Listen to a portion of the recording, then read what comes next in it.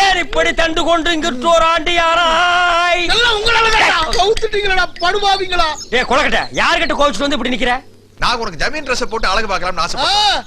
உங்களை நம்பினா ஜமீன் ட்ரெஸ் போட முடியாதுப்பா. கோவலம் கட்டிக்கிட்டு தான் நிக்கிறேன். இதுக்கு முன்னால நீ ஷூட் கோட்டோட அலைஞ்சியா? என்ன பண்ண சொல்ற ஜோசியர? தெய்வானோட டார்ச்சர் தாங்க முடியல. நீ வேணா ஒண்ணு பண்ணு, வாரிச்சலாத வேற ஏதாச்சும் ஒரு கவுண்டர் இருந்தா போடி, அவனுக்கு வேணா நான் கொல்லி வைக்கிறேன். ஏற்கனவே நான் பிடிச்ச கவுண்டர் விட்டாச்சு, இதுல வேற நான் ஒரு புது கவுண்டர் தேடி கண்டுபிடிக்கணுமா? வேணா ஒண்ணு செய்யுங்க, எனக்கு கொல்லி போடுங்க. அது நடக்கத்தான் போகுது. நீ என்ன ஜம்ப் பண்ணாலும் இந்த ஹைட்டுக்கு வரவே முடியாது. எதுக்கா ஜோசியர டென்ஷன் ஆகுறீங்க? பெங்களூருன்னு ஒரு ஊரு. செங்காலியப்பா ஆள விடு. ஒரு கில்லருக்கு என் வீட்டு அடமானம் வச்சு 50,000 ரூபாய் கொடுத்தது போதும். இனி அடமானம் வைக்க கிட்ட வீடு இல்ல.